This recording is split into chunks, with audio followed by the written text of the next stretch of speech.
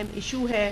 انہوں نے اس ضمن میں جو سندھ کے اندر پلانٹیشنز ہوئی ہیں اس کا ذکر کرتے ہوئے یہ بتایا کہ سندھ حکومت کو 2 بلین مینگرووز جو انہوں نے لگائے ہیں اس کے نتیجے میں ان کو کاربن کریڈٹس ملے ہیں. تو انہوں نے یہی تمام لوگوں کو مشورہ دیا کہ ہر علاقے میں اس طرح کلائمیٹ چینج کی جو ہے روک تھام کے لیے کام کرنے کی ضرورت ہے اور پلانٹیشنز کرنے کی ضرورت ہے اور مزید کاربن کریڈٹس لینے کی ضرورت ہے. کل یہ بھی ان کی تقریر کا حصہ تھا.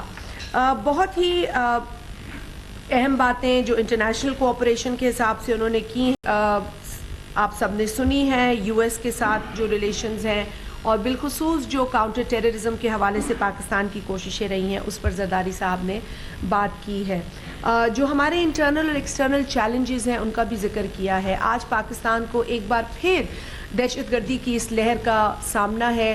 پے در پے دہشت گردی کے واقعات سامنے آ رہے ہیں. ملیٹنسی جو ہے وہ ایک بار پھر کوشش کر رہی ہے کہ وہ یہاں جڑیں مضبوط کرے اور اس پوری کارروائی کو فیس کرتے ہوئے ہمارے جو آرمڈ فورسز کے لوگ ہیں, سیکیورٹی فورسز کے لوگ ہیں, وہ اپنی جانیں دے رہے ہیں, وہ اپنی جانوں کا نذرانہ پیش کر رہے ہیں, جسے کل زرداری صاحب نے ایکنالج کیا اور انہوں نے اپریشیٹ کیا کہ کس طریقے سے ہماری سیکیورٹی فورسز لڑ رہی ہیں ان دہشت گردوں سے جو کہ ہماری قوم کو, ہمارے بچوں کو, ہماری عوام کو نقصان پہنچانے پر تلے ہوئے ہیں. تو یہ بہت اہم نکات تھے. اور انہوں نے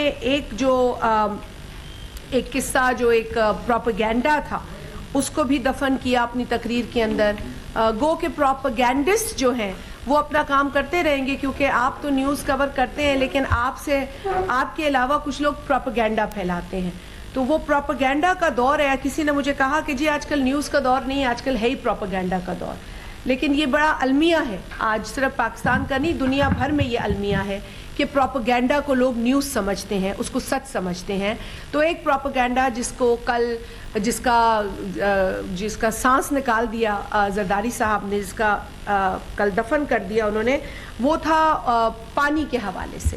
اور زرداری صاحب نے اپنی تقریر کے اندر بڑا واضح الفاظ میں یہ بتا دیا کہ جو کینالز کا منصوبہ یک طرفہ جو فیصلہ یا پالیسی حکومت کی ہے وہ اس کے ساتھ نہیں کھڑے ہو سکتے کیونکہ وہ ایک صدر بھی ہیں. ناظرین, رہنما پاکستان پیپلز پارٹی اسلام آباد میں رہنما پاکستان پیپلز پارٹی شازیہ مری میڈیا سے گفتگو کر رہی ہیں. ان کا کہنا تھا کہ نوجوانوں کو روزگار کے مواقع کی فراہمی ضروری ہے. انہوں نے کہا کہ PISP کے تحت مستحق خاندانوں کی مدد کی جا رہی ہے. صدر نے درپیش اندرونی اور بیرونی چیلنجز کا ذکر کیا تھا.